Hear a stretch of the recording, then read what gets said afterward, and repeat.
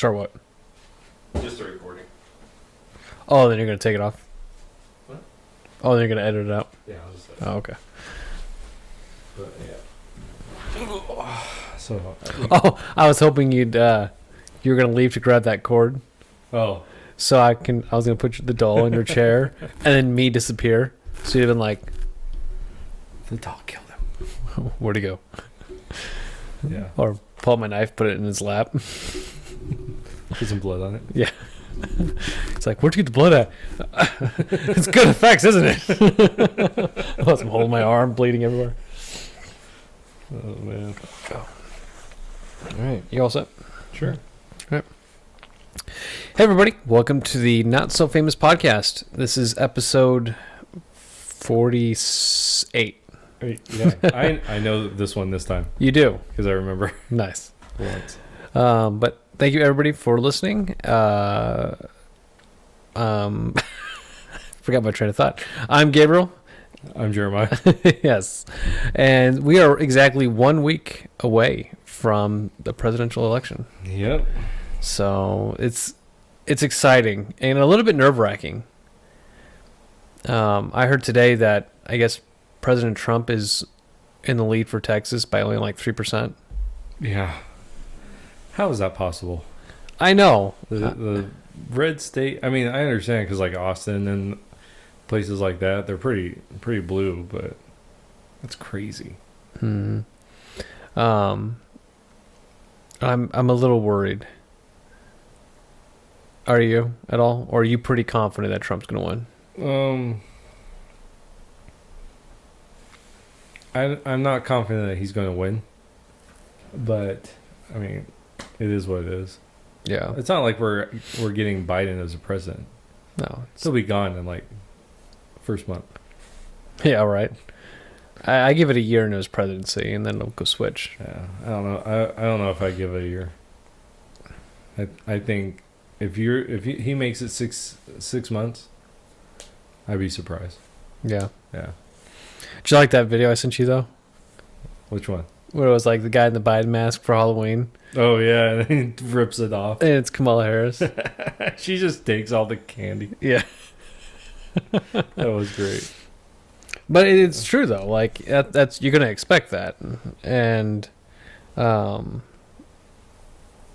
don't know. It was like things are looking really good for Trump. You know what? I think that he will win. You know, Mm-hmm. I think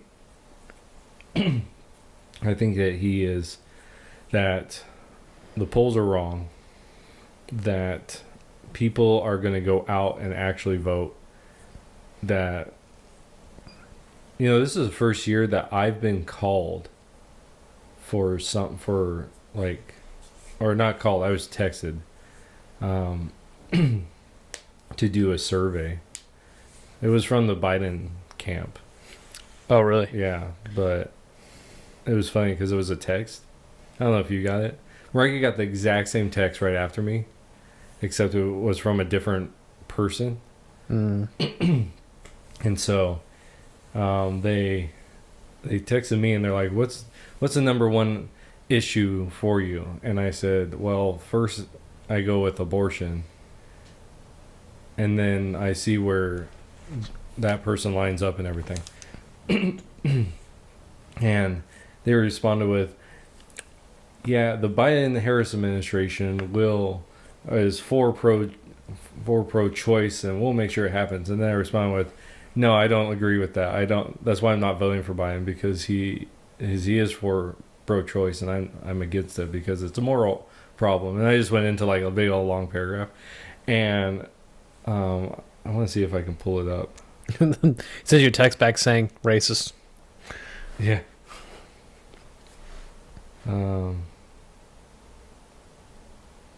Shoot. I got a bunch of different ones, but I can't find it. Huh? Yeah, I can't find it now.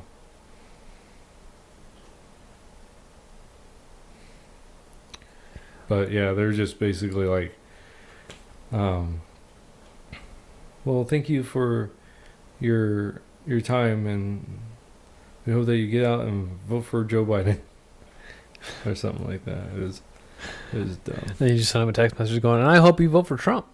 Yeah. Yeah.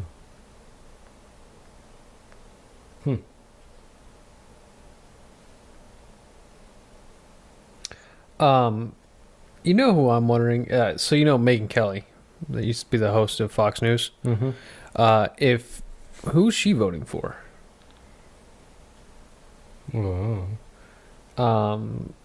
Because she was conservative until Trump came on board. Then she immediately was totally against Trump. But when you're somebody who's like anti-Trump, but also your political views don't roll up against with the Democratic Party, who are you going to go with? Right.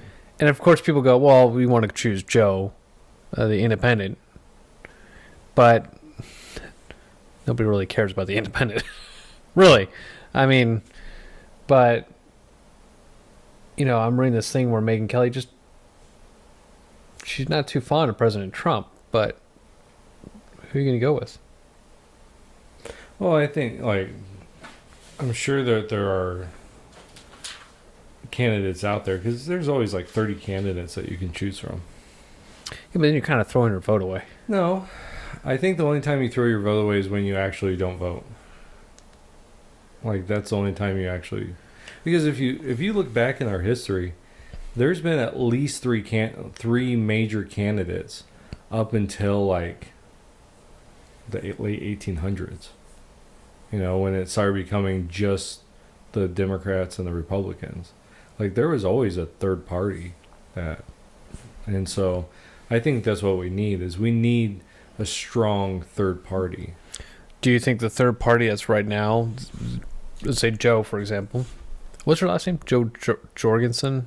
You're talking about the independent, the libertarian? Yeah. Yeah, but they're idiots.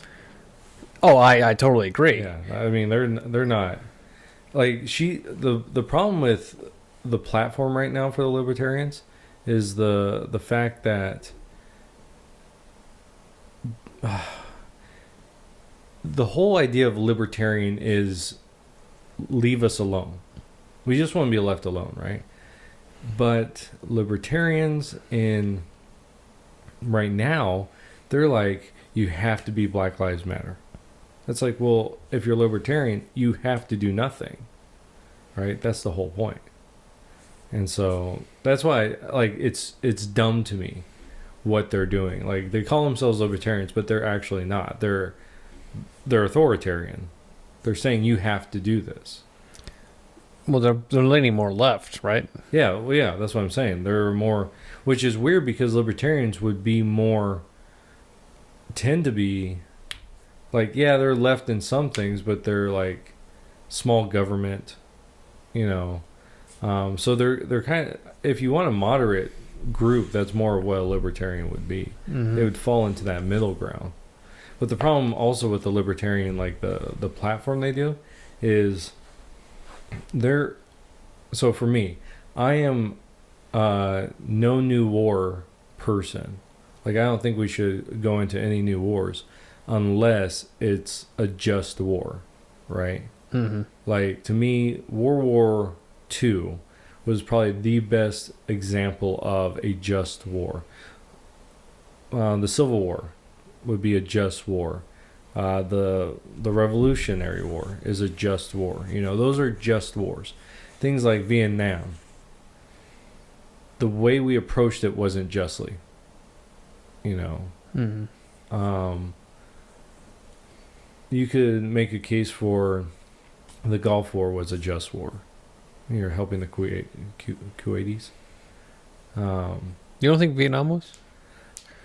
I don't think the way it was handled was. Okay, but overall. Well, what's the point of the Vietnam War? Well, there probably was a different reason based on the political climate, of course. Right. But preventing the North Vietnamese, the communist Vietnamese, Mm-hmm. the North taking over the South. Right. And then we've got this whole communist Vietnam. Right. And I think if that was all that was, then that would be fine. Same with the the Korean War, that'd be fine. But when you have an like ulterior motive behind the war. Well, just the way you deal, like your own people, you just send out troops that you get slaughtered. You know, you don't do what was necessary to win that war. They said the war could have been over a lot earlier if the president at the time, who was the president? I can't. Well, was there 3 presidents? Because Nixon was a part of it. Lyndon B. Johnson was there. He's the one that actually ended it, right? I think so. And then I think Kennedy was at the beginning. I'd have to look it all up. But they wouldn't let the Allied forces move into northern Vietnam. Right, and that's what they did with Korea. And I hated that. I'm like, you're just going to stop there? Like, if you really want to stop this advancement, once they pull out, they're just going to move right in and take out the South Vietnam. So all these lives that have been lost, all the work that has been done, it's pointless. Right. And that goes into what a just war is. Oh, okay. There's not a clear this is what we're going to do. And like during the World War II, like we're going to free the Allies, right? We're going to take out the Nazi party. And we're going to do this by moving our troops and taking land. And the military leaders at the time were saying things like, it's not about taking land, it's about deteriorating their numbers, which they did. It was like 2 million Vietnamese that were killed by U.S. troops or something like that. And yet we lost the war, you know. And so it's not fought justly is a problem, you know. And so you can make any war justified, right? So I think Afghanistan was a just war in the sense of it needed to happen. I think taking out Saddam Hussein is a good idea, but at the same time, trying to change a Middle Eastern country into a democracy without them wanting a democracy. That's why it had so many problems afterwards. Mm-hmm. You know, instead of going in and talking with a rebel faction, I mean, like, okay, we're going to help you, and we're going to be the French in the Revolutionary War. We'll help you out, but you guys have to do it. Mm-hmm. You know, you have to take your own land. We can't be the people that come in and deal with it and then leave, because what's going to happen? Well, infighting happens and all these other things happen, and it's not good for us, you know. And so, I mean, even though those 2 fronts of that war, we lost comparatively not as many people, right? I think it was like 4,000 people, 5,000, somewhere in there. From the total war? Yeah, from Iraq and Afghanistan? Yeah. I'm not too sure of the numbers. I just remember it being like in that ballpark. But so anyways, I'm not for just going into war. Mm-hmm. Right? But there are times when you have to. And you can't, as a country, if you want global peace, right? Sometimes, because nations are sovereign, sometimes you have to allow people to be crappy, right? Crappy to their people, even though you don't want them to. But you don't have the right to go in and stop them. Now, again, you could be like, okay, we'll help you, but you are going to do all the work. All we're going to do is send you some arms or whatever. And that's probably not a good idea, but you know what I'm saying? Like, if someone wants to overthrow their government, and install a democracy, we should encourage that, but we shouldn't do it. You know what I'm saying? No, it should be, to a certain extent, that should be the peoples of that country. Mhm. That's their job. Right. That's where patriotism comes in. When you see all the things that were going on with Syria at the time, Mhm. and all those refugees were leaving. It's like, you guys don't like what your country's doing. You guys need to fight for it. Right. Be patriotic to your country. Of course, we all know why they were leaving, going over to Europe and flooding and doing all that stuff. But, Mhm. my whole thing about that is stay with your country, thick or thin, and fight for it. That shows patriotism. Mhm. You just leaving up at the because your country's falling apart, it just shows that in reality you really didn't care for your country. Right. But continue. I don't want to keep on digressing. No. You're fine. So, but libertarians, that's what they do. The libertarian platform is a complete, like, backing off of anything and just allowing the world to go the way it wants. That was one of the problems with World War II. Before World War II hit, you could see Nazi Germany rising, right? Mm. And we stayed out, and they started moving into Allied territory, and we stayed out. And the whole idea of appeasement from the British, we'll just let them do this and they'll be fine.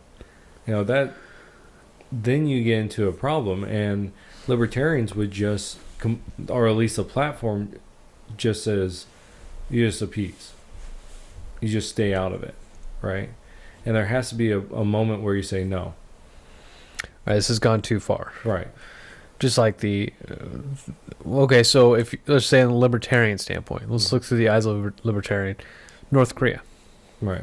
We're seeing a communist dictatorship rising up to extreme levels with North Korea, Mm-hmm. threatening us with, just nuclear weapons. At what point do we go, okay, we got to step in and do something about it? Right. Well, and that should be first, you get the South Koreans to do it. Right. Right. South Korea, Japan, those are the ones that need to. But ultimately, they're also threatening us from all the way over here. Yeah. And I think it's true. I think before they start threatening us, if they're threatening them, okay, you guys need to take care of it on your own. But Right, once we they should start coming up to encourage. our door and making demands, then it's like, okay, you're messing with the wrong person now. Right. But it's also, a just war can't be necessarily a preemptive strike. Mm-hmm. Even though that's a better tactic, Mm-hmm. like militarily. There has to be a reason why we actually go to war. So do you think the way Trump is handling things I think he's doing actually a really good job. is more of a libertarian kind of way? I where think so.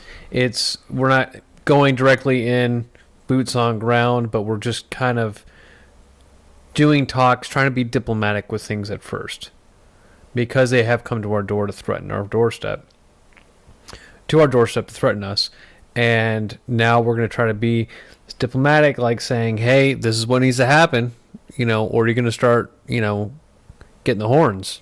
Right. Well, and the problem with North Korea is it's so bad, right? The state of it, that presidents in the past, so Clinton, Bush, and Obama, they just appeased. Mm. They just, okay, we'll give you money, don't do this. We'll give you money, don't do this. And they just kept doing it, right? There was no hard line. And that's what Trump did. He said hard line, and then worked with and talked with Kim Jong-un over there. Kim Jong-il. Is it Il? Kim Jong-un. I don't know. They're all the new one. Yeah. The son. Well, you Son mean of the son. the son of the son? Well, the first guy, I thought there was one guy, and then his son, and then it's the son. Well, it might be the daughter now. Well, yeah, it might be the daughter. But yeah, so say with like Kim Jong Un, when they're barking at the gate, right? You pull the chain, like you just say no more. Like, not only will we sanction you, we'll get other people to sanction you, and really with North Korea and Trump did right at the very beginning. He went to China because China's the one that is really in control of North Korea. They're the ones that are a trade partner with them, and you need to get the Chinese to pull the chain on the North Koreans. And I bet you anything that's why Trump went after China with the tariffs. That's one of the reasons is we're going to do this because you are not doing what you're supposed to. And you haven't heard a lot from, I mean, yeah, the whole idea that he's sick and he's dying, but you didn't, it was actually getting along because Trump's one of those people that it's like Reagan, right? You show it's peace through might, right? Mm-hmm. And so if you have that understanding, like we could blow you up in a heartbeat. But there's a better way of doing this. You know, and at the same time, this is the libertarian part of me, is, but they're their own country. You know, we as a country can say we're not going to trade with you and anything like that. We'll get other people, but really they can do whatever they want. You know, and so when do you attack? And to me, it's you have to literally be attacked in order to do it, or you know, they have to shoot off the rocket, and we should be prepared to destroy that rocket, and then advance, and then go in and say, okay, well now you have literally attacked us. You're at that point of no return now. Yeah, it's one thing to talk a big game, but now you've swung at the bigger kid. Yeah, you know, and now the fight's on. Mm-hmm. And to me, that's what we have to do. Things like what Obama did, like those preemptive strikes with the drones in Libya. To me, that's junk. Like, you can't be doing stuff like that, because now you're getting yourself into wars that you shouldn't be. So then Trump killing Gaddafi. Not Gaddafi. What's his name? I know who you're talking about, the guard. Iranian general. Was it general? Yeah, I think so. He was part of the royal. Yeah, I don't know why I said Gaddafi. It's I know who you're talking about. Yeah, you know who I'm talking about. Well, that's the thing is but they're in a we're in a semi-cold war, a lukewarm war. You know, with Iran, right? We have the sanctions on them, but they're doing things in Iraq. Well, if we're Iraq's, and they're, you know, ISIS type stuff, and if we're trying to, this is an interesting thing. You don't hear about ISIS anymore. You know, because at the beginning of Trump's, you know, presidency, he went in and took care of that stuff right off the bat. A lot of those ISIS things were destroyed. And so that general was a part of that, you know, running guns and stuff like that. And so I think that's just a part of, well, we're already in this war, we need to win. You know, you should never go into a war thinking, okay, we just need to come do better than what we were at the beginning. You should always be, no, we're 100% victory is our goal. Anything less is it's failure. Yeah, if you don't go in it with 100% mindset of total victory, right? It's gonna be a mission failed. Yeah, you're gonna get people killed, and there was no reason for them to sacrifice their lives if you're not going to win. But things like Syria, the civil war there, I thought was fine that we encouraged and helped out the rebels, but finding which rebels, right, were the right rebels. Yeah. Because some of those rebels were ISIS. Mm-hmm. And so we want to make sure, and I thought that Trump tried to do that, try to figure out which ones are which. But we can't be the police, So I agree with the libertarians on that, but at the same time, there is a point where if we want a stable America, we have to have a stable world, especially in Europe. I think for us to be energy independent, not beholden to anyone for any reason, I think we need to have that should be a part of us as a country. We can trade with other countries, we can import other things, but we shouldn't rely on those, especially like oil. Like, there's no reason why we should rely on the Middle East for our oil. Mm-hmm. Like, absolutely no reason. But like Israel, we should be allies of Israel because, and not from a religious standpoint, just from a military and peaceful standpoint, because they are the only democracy in the Middle East. And we should encourage stuff like that. We should encourage South Korea. We should encourage Japan. We should encourage India's not, it's a democracy, but, democratic places that are surrounded by, like Afghanistan, you got the Taliban, right? Saudi Arabia, you have the monarch. And so places that don't have those, representative government, you should be encouraging the ones that do. Mm-hmm. But the libertarians, the platform at least says no, nothing. We're not going to involve ourselves. And to me, that's a problem.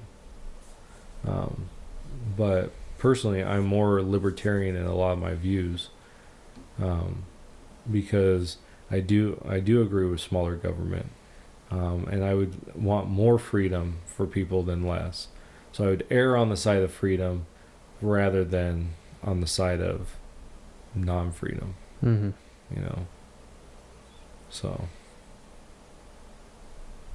So Ron Paul would be the perfect example of this, because he was running as a conservative, but right. I feel like he had more libertarian views. Do you agree? Or? Yeah, I would say so.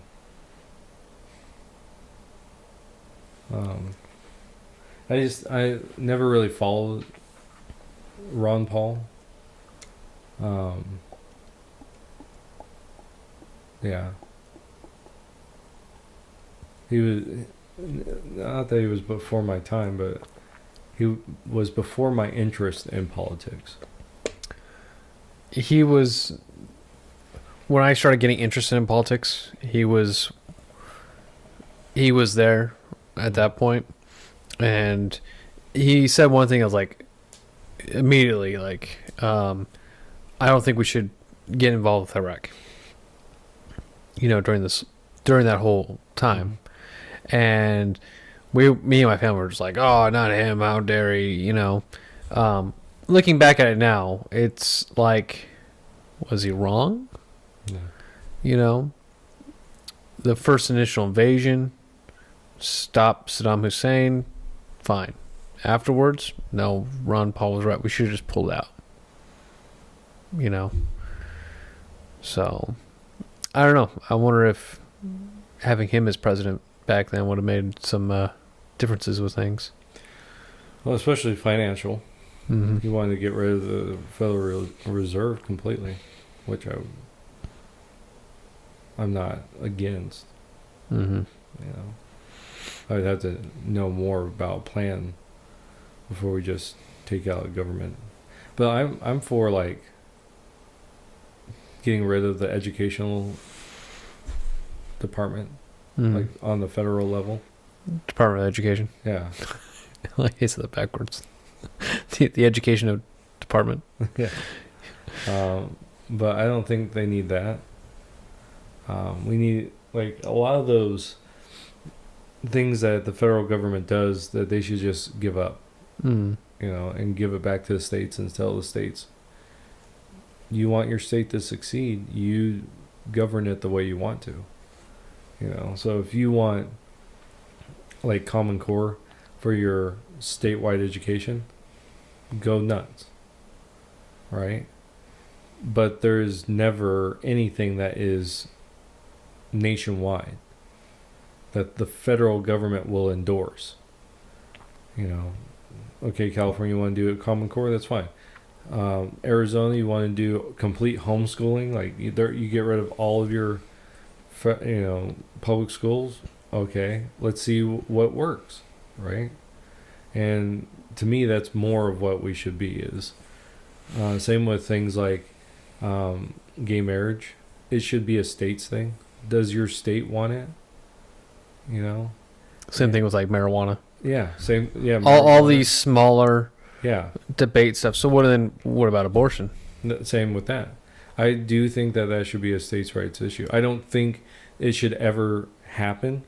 Like, I'm completely against abortion, but politically, it should be a states' rights issue. Mm. Because that if your state says no, we want to outlaw abortion, the state should have the right to do that. Now, if you want to make it nationwide, it should be an amendment, right? That to me is how you do a nationwide ruling on a subject. That's instead of, well, we're just going to pass a law that applies to everyone. Well, is that constitutional? Well, it takes you 10 years to get to the Supreme Court. So for 10 years, it's going to be a law. And then in 10 years, it'll be questioned. And then Yeah. And so it's, instead, do we want a national, rejection of abortion? Let's do an amendment. Okay. But until then, it should defer to the state, to each individual state on what they want to do, until we decide as a nation what way we're going to do it. Hmm. And so that, to me, that's how everything should go. Like, we should have 100 amendments right now instead of thousands upon thousands of laws at the federal level. So It's a little ass backwards, really. it really is. We're a United States. We're not a federal of states. That works. So I really think that we should get rid of a lot of the federal. To me, Congress needs not be dissolved, but it needs to be revamped to the point of, you only go for 6 months. And in those 6 months, or it doesn't necessarily be 6 months, but you could do like 3 months on, 3 months off, 3 months on, 3 months off type of thing, and you go, and your state or your county, because it's Congress, right? So your district pays for you during that time. Like, that's all you pay. You get an allowance of your food, your lodging, and that's it. And you're there for 3 months, and you come back. And that's it. There's no reason to go back unless there's an emergency session. There's maybe, you do an area that's just for Congress people as far as like housing goes. Mm-hmm. Put them in Section 8 housing. See how they like that. But they shouldn't get paid. It's a fantastic idea, by the way. Yeah. They shouldn't get paid. Mm-hmm. Like, I don't think that a Congress, like someone at the federal government, should get paid that is a representative. It should be you go, you get a stipend for what you're going to do, and when you're done, you come back and you're working. You have your own job. There is none of this. You live as a congressperson, as a senator. And that's another thing. The state should pay for the senator, right? Not the federal government. If you start doing some of these things, you're cutting taxes like crazy, because now every single one of those Congress people, say on average they make $100,000, right? There's 300 Congress people, right? Something like that. Say each one gets $100,000. That's what, like $300 million or something like that. I'm not very good at math. I think you're right though. I'm going to check to see if I'm right, because now I'm wondering. Yeah, it's $30 million. Right off the top, you say no. None of you are getting money. It's $30 million. You can only be in there for 8 years. We've talked about this before.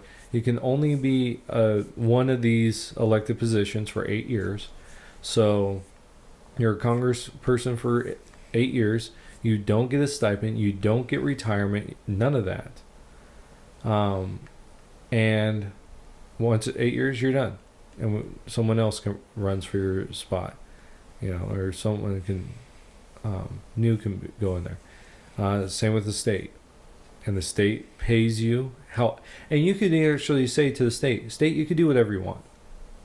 If you want to give this person $100,000 for a year, knock yourselves out, because that's your state deciding it instead of the federal government.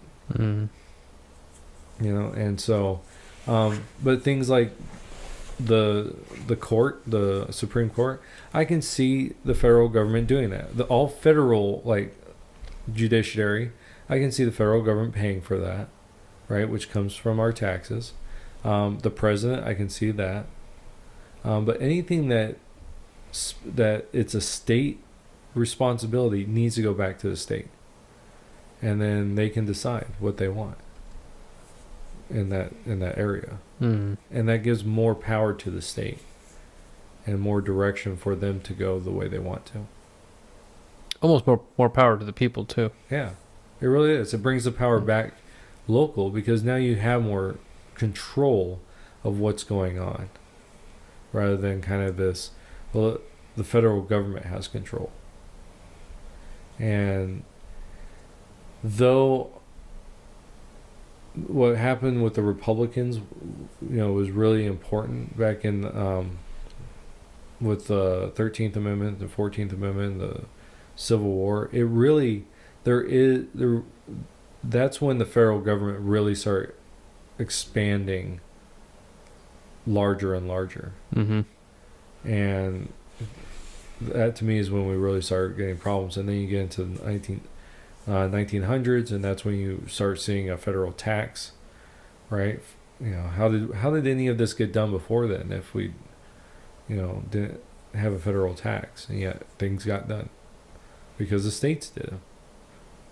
And so we need that back. We need to give the states more control. I mean, think about here in the West. There is a ton of federal land out here in the West. And originally it was because the federal government bought this land, right? From Mexico or from France. We bought the land. And so it makes sense that the federal government would have the land, right? But when they became states, it should be the state land now. They should decide what it is. It's kind of, to me, it's the same thing with here in our town. We have our town, and it's it's 10 by 10 or something like that, 10 by 10 miles or something like that. But how much of that land is unusable because it's state land, or it's the Bureau of Land Management land? Actually, there's a small portion of state land. The rest of it's just BLM. Yeah, so I mean, it's all federal land, and it's to me, it's like the federal government putting their hands in the state, saying, we own property here, right? So we, we're not going to leave. You know, I think it's like their way of like, we have our foot in the door. Right. And to me, it's once you become a state, all that land is yours. Right. You know, it's not the federal government's anymore. It's the state's land. The federal government should own nothing. You know, they should have their bases. They should. It should be something like this. When you become a state, you have to allow a military base for each one of the branches. Like that should be a part of like the state. So okay, so you have an Air Force base, you have a naval base, you have an Army base, you have a Coast Guard if you're on the ocean, right? And now you have a Space Force base. Can't roll out that last one. Yeah.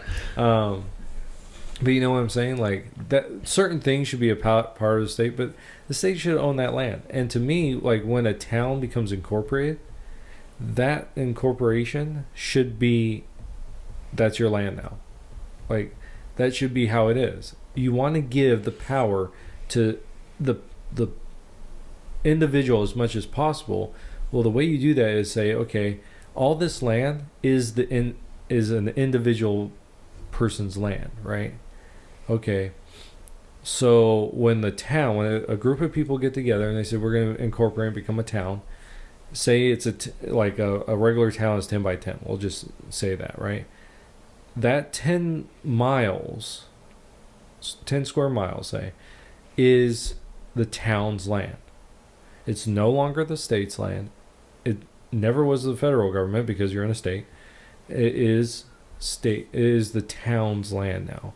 Anything within those corporate boundaries should be. Right. And then they can sell it, right, to people to move, to be, hey, come into our town. We'll sell you this acreage of property, $50,000 or whatever, the town feels like we can get people to come in, move in, and you can make stipulations. You move into this town, you buy this property, within 10 years, you're going to build an actual house, right? Not a modular home. In our case here in town, we want stick-built houses. So in 10 years, you're going to build. If you buy this land from us, 10 years, you're going to build a stick-built house. I think we're giving the people power. It's an income for the city to bring in more people to be able to do stuff like this, or to build a plant, right? Like a water plant, or to, whatever the town needs, it has that land. But right now, we have land that's north of where we're sitting right now that the government will sell it to us for $80,000 per acre. Yeah, it is nothing. There's nothing on that land. It's all desert. The state wants 80 grand for it. It's like, that is not how much land is out here, but that's how they keep their land.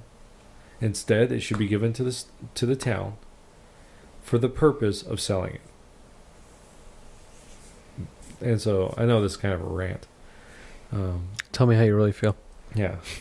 But you know what I'm saying? Because no, I completely understand, man. Because I want more power to people. That we need to be able to. The whole purpose of life, liberty, and pursuit of happiness is freedom. We need more freedom for ourselves. And so if a state, and I'm against marijuana, right? I don't think it's a good plan. The economic side, I don't think is good. The social side, I don't think it's good. The medical side, I'm still iffy on. But so I don't think it's a good thing to do. Right? Even medical marijuana, I don't think is good, because you can extract the medicinal stuff out of marijuana to get it. That's like CBD type stuff. So you can get that stuff out of it. So that's why I'm not like. But if your state wants to do it, that's what the state should be able to do. So because the people have given so much leeway to the government to go back, the federal government needs to give freedom back to the states, which will then give freedom back to the people. Well, that's what it should do. Yeah, you got to work your way back down the ladder, Right. And so I think once the federal government starts giving the states more freedom, I think we'll start seeing more freedom for ourselves. Yeah, hopefully. Hopefully. In California, I don't think you're going to see something like that because you already have people. Same with Minnesota with that governor up there. Same with New York. You're not these. They're too far gone now. Yeah, they're too entrenched with government is the answer, instead of allow the people to run themselves. But you know what? In the way you were discussing before, like how the states should govern themselves. Mm-hmm. If that's how California wants to roll, that's how. Yeah, really, it is. But it's not turning out that way. Right. In reality, it's fine. Go for it, California. You heard about what they plan on doing by 2035? Oh, no more gas. Yeah. Yeah. There it is. Well, I mean, but that's another thing is if they wanted to do that, then that's how they do it. And if their state becomes great, then it becomes a model for other states to look at and say, okay, maybe we should implement some of this stuff, right? How can we achieve the same level of prosperity as that one?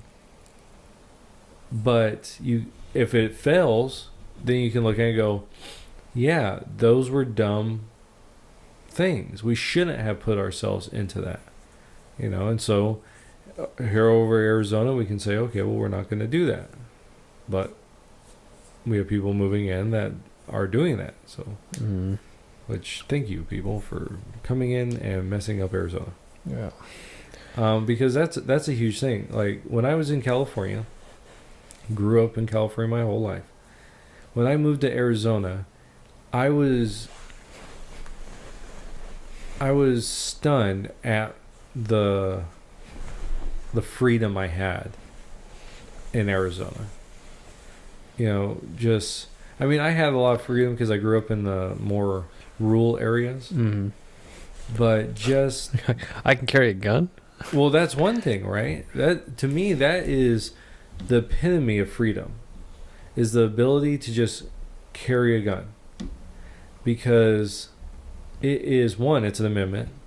So again, if we have an amendment, it's the whole nation. So to me, there's no reason why you can't, like, why they're doing so many restrictions. I think they're infringing on rights over there in California and in other states as well. But like here, it's a open carry, constitutional carry state, and to me, the federal government should just say this: you can't, if you have a ID from, say, okay, so you have a driver's license, right? Okay. And you are a non-felon, right? Say we pass an amendment that says non-felons cannot be in possession of or a violent felon can't be in possession of a firearm, right? We make that amendment. The federal government should say, okay, well, it's up to the states to decide how far they want to take their guns, right? And Congress kind of helps the states work with each other to create something that is a national, I forget the name. Well, I don't forget the name. I just can't say it. Reciprocity, or, where if I'm a legal gun owner in Arizona, I can go to California with my gun, right? And so the federal government, part of their job is to make sure that everyone's together with these amendments. So California says, okay, while you're in our state, you can only have a 10-round magazine, okay? And there's no open carry. But you can conceal carry if you have, say, an ID from your state. And so here in my state, in Arizona, I can open carry, I can conceal carry, I can do all that without an thing. But if I want to go to California, I need an ID, that I am who I say I am, all that, a CCW permit, right? So I get that, and now I can go to California because they're just restricting. They just want to make sure you have that, that ID. And that's what the federal government should do. It should say, okay, California, you have to allow concealed carry, or you have to allow people from other states to carry in your state. Now you can require an ID from that state. That's fine. But you can't restrict their mobility with their firearms. It's the same thing with your freedom of speech, right? You can't restrict their freedom of speech. I can talk here in Arizona. I can go to there and talk. So why is it my gun rights? And to me, that's the cornerstone of our freedom, in the sense of you can tell how free the state is by how they deal with that. So, Jeremiah 2030. Yeah. Or whatever it would be. When I'm 70. Well, yeah, how old are you now? So 40 years down the road. Will be, okay, Jeremiah 2060. Yeah. 2060, man. That's almost 2100. I won't be alive that long. You think you're going to be dead earlier? I don't know. But, yeah, I just have a real problem with the federal government. Thinking about actual like statehood, and it's almost like it's a fantastic dream that will never be achieved. Right. And you're like, gosh, that would be so good, but the way our political climate is, it'll never be achieved, which is sad. Right. Man. Well, and so to take this to the Civil War, because a part of the Civil War was succession, right? The Southern states said, you know what, we're done with the Constitution, right? And they want to succeed. It was a very much state rights thing. That's why, Ulysses S. Grant which one was the head guy of Ulysses? It was of the South. Yeah. He became a president. Right? I believe so. He wasn't for slavery. Like, if you go back and read some of his stuff, he wasn't for slavery. What he was for was his state. And because his state succeeded, that's where he went. And that brings a good question is, okay, what if a state wants to do slavery, right? Well, at the federal level, we do an amendment.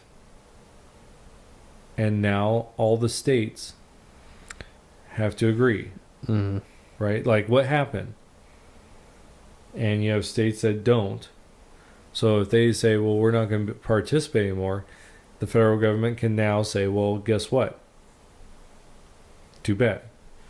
Just because you don't get your way doesn't mean that you get to go run off with the ball. Yeah. Grant was actually Union. Okay, so which one was the... I'm thinking of someone else then.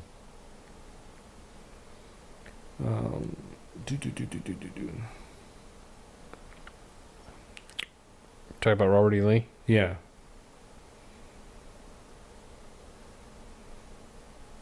That must be who it is.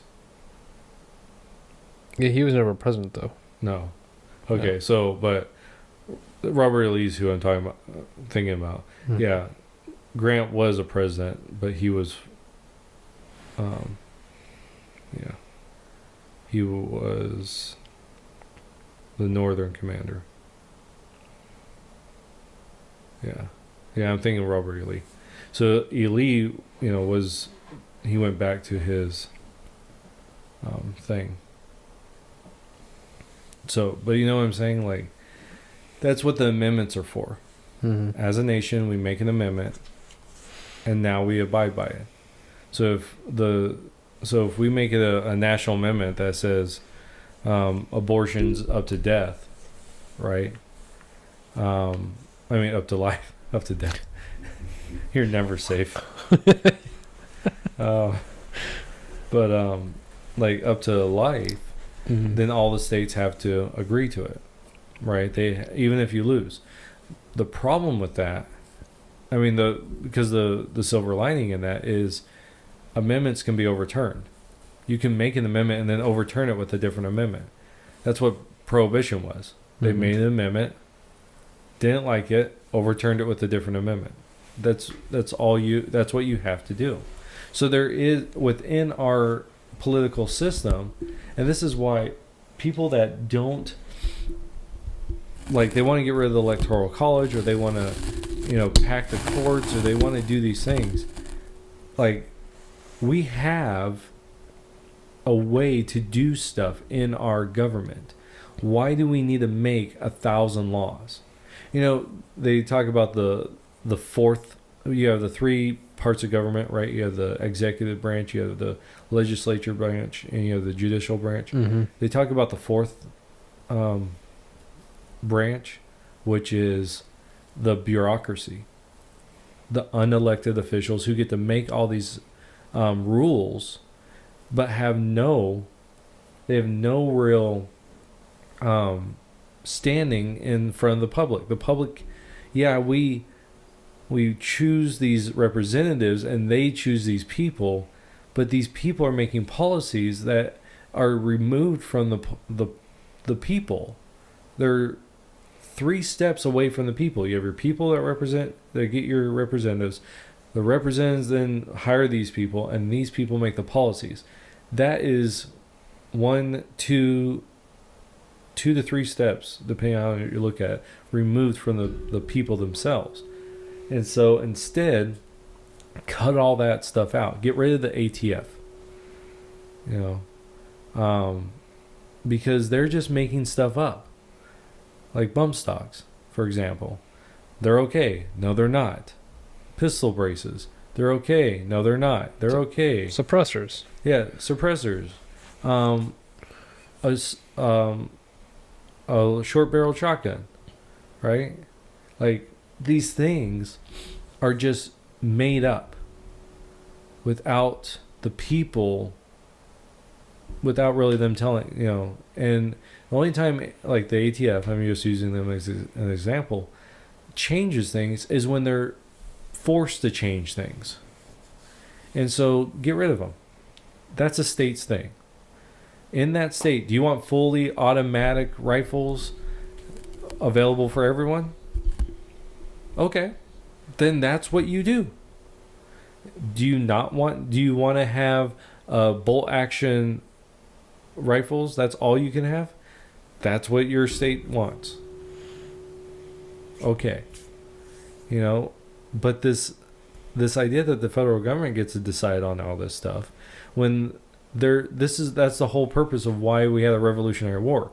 We weren't having the representation we were wanted in England, and we're like, forget you guys, we'll do our own things.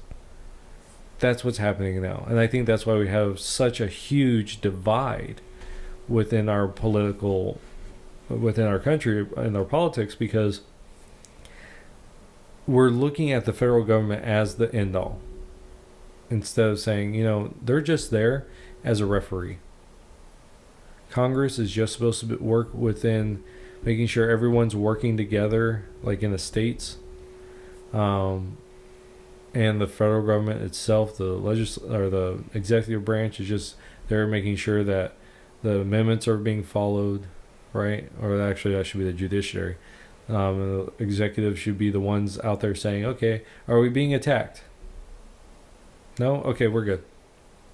The president I mean, you should know your president's name, but you shouldn't really care. Okay, yeah, he's the guy that's over there, and he wants a new amendment, or but he should have no effect on our daily lives. Right now, it's almost like we have a monarch. The way that they treat the president. Mm-hmm. I hate the idea of POTUS, like that acronym. I hate that. The idea that they call their underlings czars. I hate that. Because that's Russian. The freaking crap. Two, the POTUS, that's what they would talk. They would use those terminologies of Rome, of the Caesars, the pontiff. It's like we're trying to capture a monarchy back to ourselves. And it's like, forget that. We fought a war to stop crap like that. Why do we need to have these celebrity politicians? They should be there for a couple years and gone, and you wouldn't even remember their names unless they did something phenomenally good, like Abraham Lincoln or George Bush. Or George Bush. George Washington, not Bush. I was going to say. I just pulled a Biden right there. Did you hear about that? Yeah, no. Oh, when he said George Instead of Trump. And people were like, no, he's talking about George Lopez. What? Yeah. You didn't hear about that? No. Yeah, a lot of the left was like, he was talking about George Lopez because I guess he did a video or something. But based on the context of what Biden was saying, it didn't make sense. Yeah, it doesn't make sense at all. Yeah. Yeah. Pulled an old Biden. Oh. But that's... So, do you think when that divide gets... You think that's where Civil War begins, is when that divide between... Well, we'll use this right now, conservatives and Democrats. When that divide becomes so great that now there's such... You can't jump between one platform or the other because the divide is so much. Yeah. That now you've got two completely opposing sides. So we can see the left going super far left to where it's like progressive communism. But of course you have, I wouldn't say the moderate left, but you have your normal Democrats and then you have your conservatives. And there have been left that has been jumping to the conservatives, and conservatives have been jumping over to the left. And I feel like that's a normal thing. People jumping between both parties. But when that division goes too far, when you've made a gap so big between both parties, so when the left, that moderate left, disappears, and now we have complete progressive leftism representing the left, the Democratic Party, I think is when we'll start seeing civil war. That's just me. Yeah. Well, and what we're seeing right now is there is no common ground. Because if you say something like, perfect example. So we talk about the Black Lives Matter stuff, right? And there was just a shooting in Philly like 2 days ago or something. And the police were called because there was a man wielding a knife. So they go out there, they see the guy, they draw their weapons. Why? Because it is a fatal encounter, right? This is something that could lead to death of the officers or a bystander. So they draw a weapon in kind, right? So if you didn't have a knife, they could pull out their stun guns, and they can go about that, and then escalate from there. But here's a guy, he has a knife, and if you've never seen the videos of there's this one guy, there's one video of this officer and this guy with a knife, and he's about 30 feet away, maybe 40 at the most, and he takes off running at the officer, and the officer unloads his magazine. He has a full-size firearm, and probably like a 17 round at least. Maybe, and I would think he'd have one in the chamber. So let's say 18 rounds, right?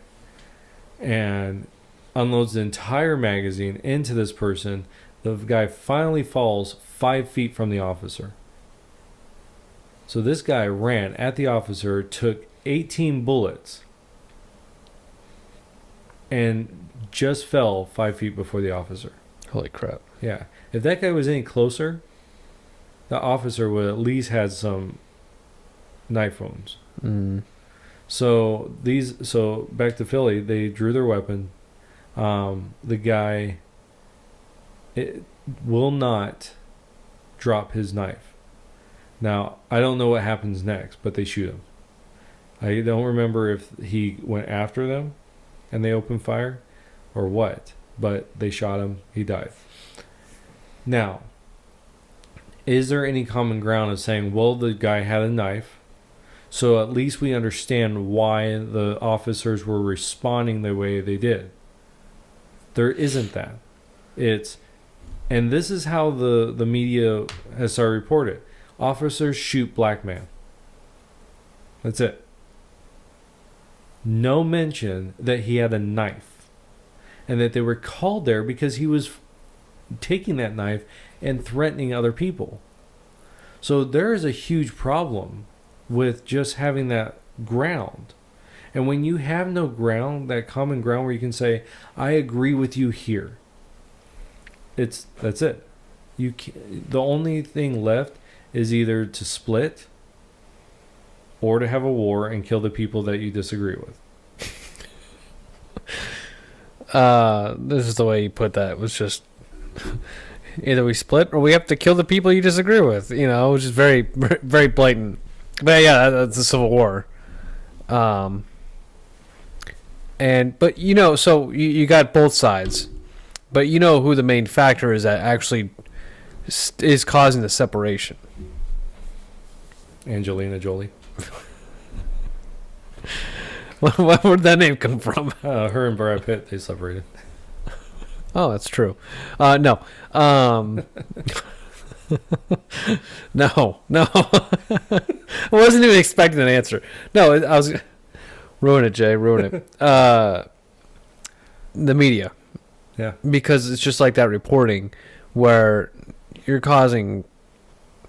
you're bringing out false news out there.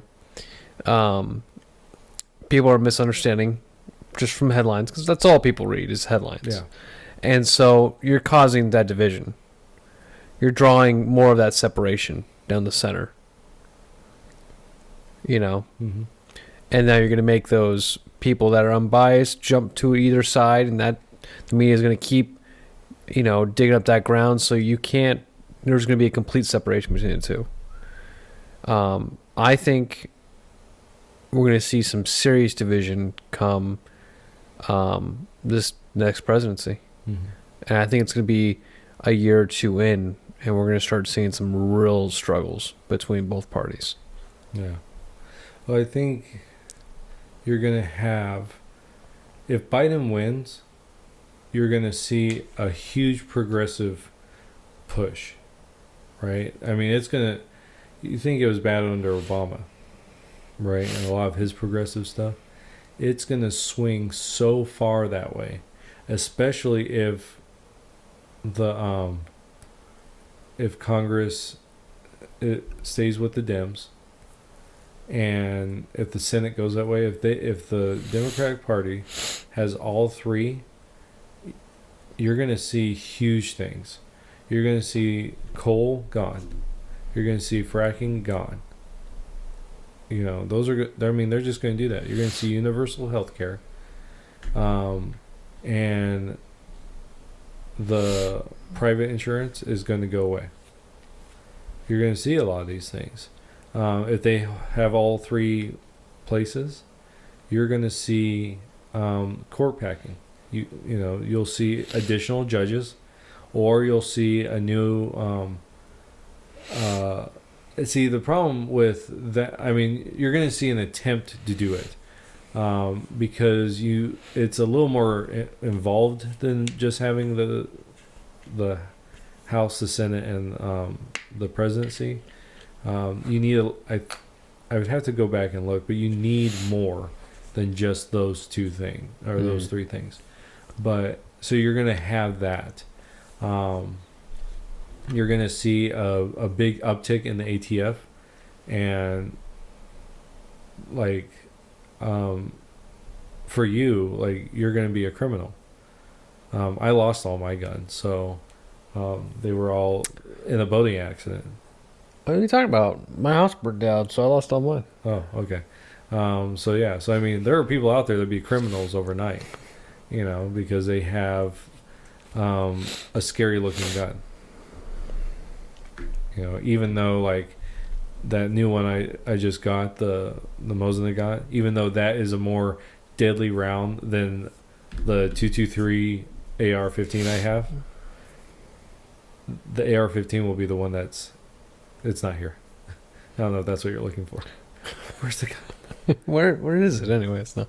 But you know what I'm saying? Like, a lot of those things, if Biden gets in there, and especially if the House and the Senate go, you're going to see a lot of those real progressive things. And I think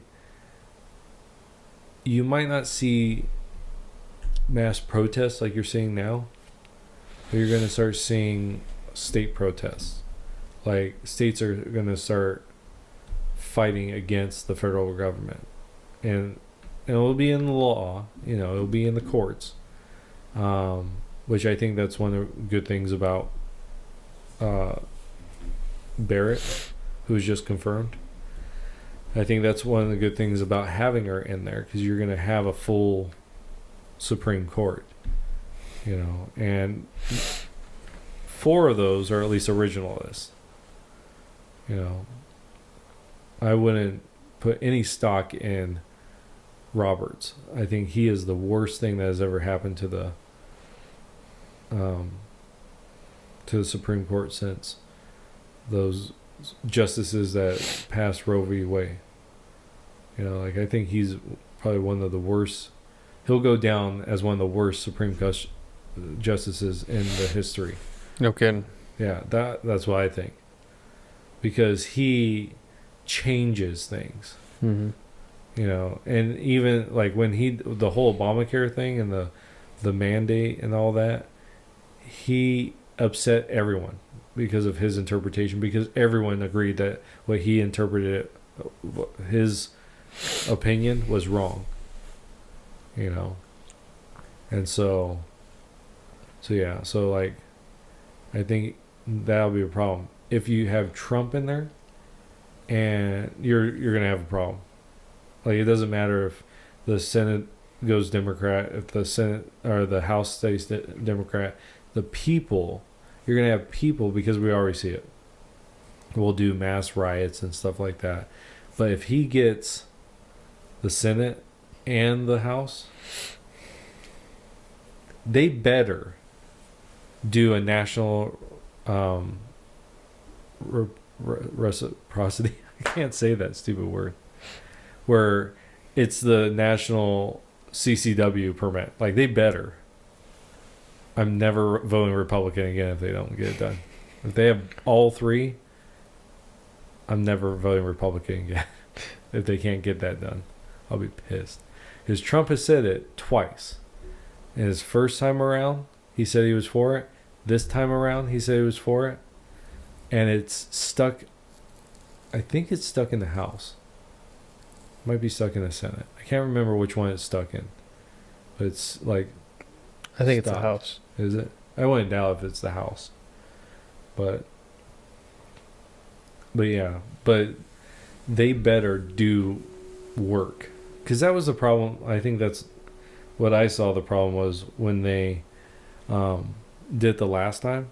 Like, they had all 3, and then they lost the House. I think it's because they just weren't doing what they said they would.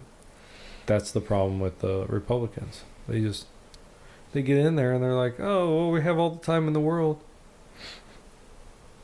Get the stuff done.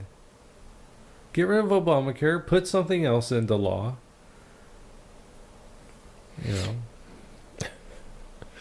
So. Well, hey, you know what? Next podcast will be on Tuesday for the election. Yeah. So maybe we can see what's going on during that time. See what's going on during the election,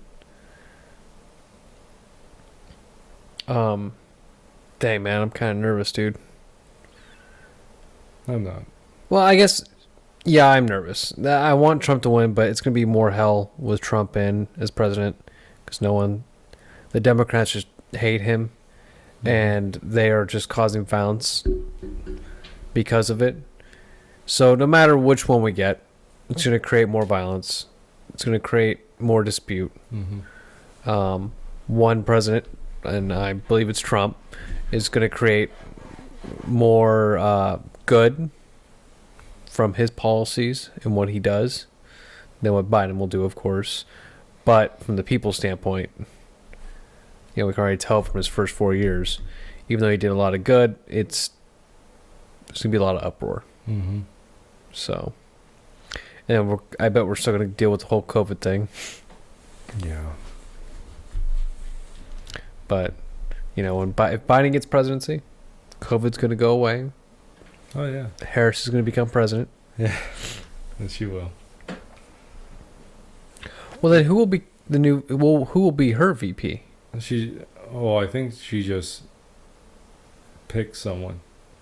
Because you don't vote for the vice president isn't someone you vote for. I mean, you do because they go on the ticket, right? Mm-hmm. But it's not like, because originally it was you vote for the president, and whoever didn't win, the next highest one got to become vice president. Which is kind of dumb, but yeah. So yeah. So I don't know. Pelosi. No. So they'll have the first two female. Won't be Pelosi. President and vice president at the same time. No. Oh, what if she went Hillary? No, she wouldn't want to do that. Oh, because she would. Oh, Hillary would offer. Yeah. Thanks for presidency. Yeah. Well, that would be extreme. That'd be so cool, though. Oh, I would love that. Oh, man. I would love to have that a part of our history. Oh, that would be crazy. Hillary, 200 years from now, historians. So what happened in 2020? Well, let me tell you. First, it started with pandemic. Well, Orange Man. Pandemic. Old, really Sleepy old Joe. dude. Yeah, Sleepy Joe. Like to sniff kids. They're going to be like, what? Yeah, and he dropped out and his VP took place. Oh, how was she? She was nuts. But then her VP was someone that ran before but lost. And somehow the president died in their room all alone. Yeah. With 2 gunshots in the head. Yeah. They suffocated. Strangulation. Oh, that'd be comical. Jeez, that would be crazy. Oh, man. And she would do something like that. She's like, it's right there. It's like telling that kid, don't push the button. That's Hillary. Like, the button's right there, though. The noose, it's right there. Yeah. Don't you want to, Kamala?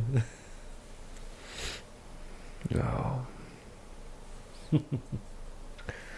Well, do you have anything more you want to discuss, or you want to end it for tonight? Oh, that's pretty good. I'm pretty tired. Yeah, same. All right. Well, I think we'll end episode 48 here. If you guys stuck through this podcast, we appreciate you guys listening. And as always, if you guys want to go ahead and listen to more, make sure you guys hit the subscribe button. And if you guys like this episode, hit the like button as well. And if you guys also have any questions about the podcast, or anything about this episode, or anything you guys think we can go ahead and do better, or you guys like us to go ahead and discuss in future podcasts, please leave a comment below. I'd like to go ahead and get your guys' input. But as always, we'll see you guys in the next episode. Take care. All right, bye-bye.